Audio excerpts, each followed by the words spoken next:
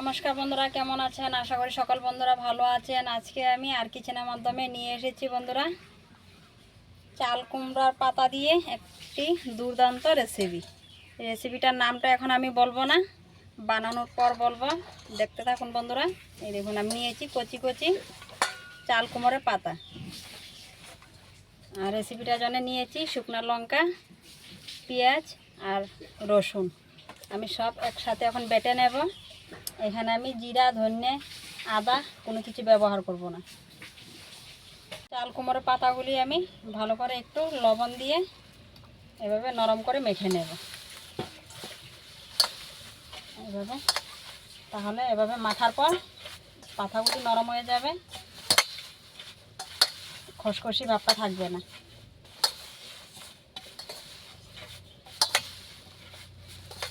লবণ দিয়ে এভাবে পাতাগুলো মেখে নিয়েছি। দেখুন কি সুন্দর মিলিয়ে গিয়েছে।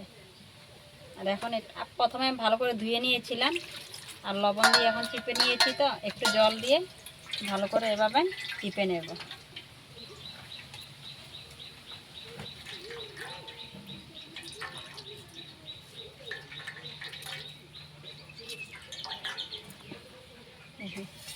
একদম পুরো বয়েল হয়ে গিয়েছে। লবণ দিয়ে দিয়েছি সাথে,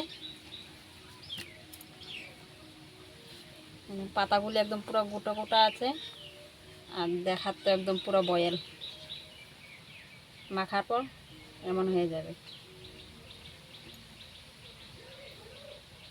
আর এখন আমি চাল কুমড়ো পাতার জন্য এখন আমি চাটনিটা বানিয়ে নেব, শীতলের চাটনি। আমি চুলা জ্বালিয়ে কড়াইটা বসিয়ে দিয়েছি, তেলও দিয়ে দিয়েছি। তেলটা গরম হয়ে গেছে। এখন দিয়ে দেবো আমি শীতলগুলো আমি ভালো করে লবণ দিয়ে ভালো করে ধুয়ে রেখেছি। একটু লবণ দিয়ে আপনারা শীতলগুলি ধুয়ে নেবেন, তাহলে পুরো পরিষ্কার হয়ে যাবে শীতলগুলি। আর এখন আমি দিয়ে দেবো এখানে শুকনো লঙ্কা বাটা, রসুন বাটা, পেঁয়াজ বাটা আর হলুদ গুঁড়া।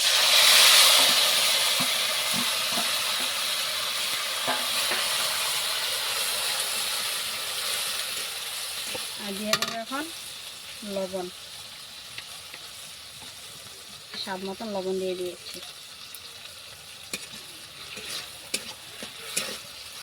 শীতলের চাটনিটা পুরো রেডি হয়ে গিয়েছে, এখন নামিয়ে নেব। এইভাবে আমি পুরো শুকিয়ে নিয়েছি ভেজে। এখন আমি চাল কুমড়োর পাতা দিয়ে পুরগুলি বানিয়ে নেব। দেখুন দিদি ভাইয়েরা, আমি এভাবে শীতলের চাটনিটা বানিয়ে নিয়েছি, আর চাল কুমড়োর পাতাও আমি এদিকে রেডি করে নিয়েছিলাম। এই দেখুন, এভাবে আমি এখন দুটি দুটি দিয়ে একসাথে ভাজ করে নেব এভাবে। আর এখন চাটনি এই পাতাতে এভাবে লাগিয়ে নেব।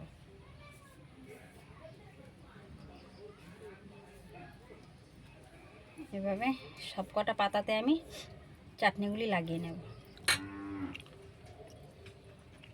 এখন আমি এভাবে ভাজ করে নেব।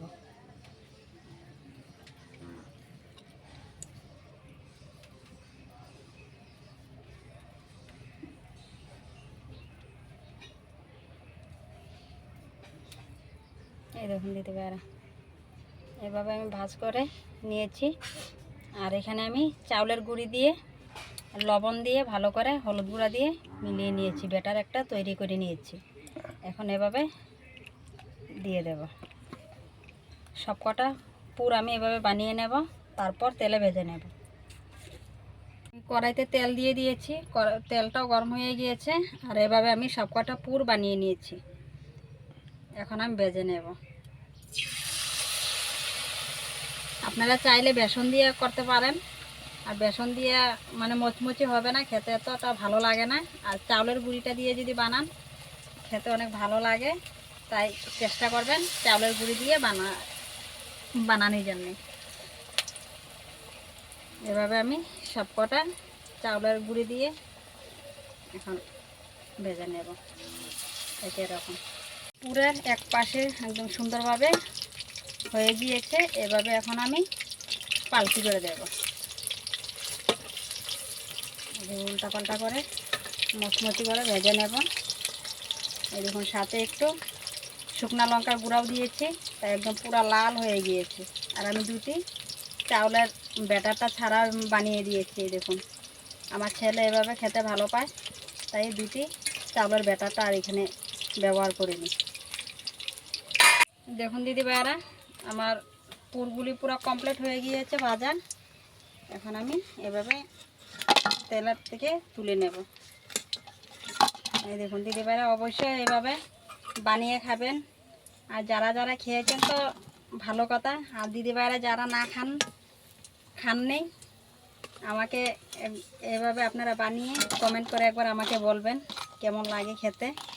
এই দেখুন কি সুন্দর হয়েছে। কাশ্মীরি লঙ্কার গুঁড়া দিয়েছিলাম, কালারটা একদম পুরো লাল কালার হয়ে গিয়েছে।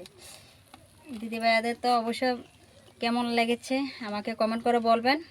আর ভালো লাগে যদি দিদি ভাইয়েরা আমার পুরো রেসিপিটা, আমার চ্যানেলটিকে একটা সাবস্ক্রাইব করে দেবেন, লাইক করে শেয়ার করে কমেন্ট করে আমার পাশে থাকবেন। ভালো থাকবেন, সুস্থ থাকবেন।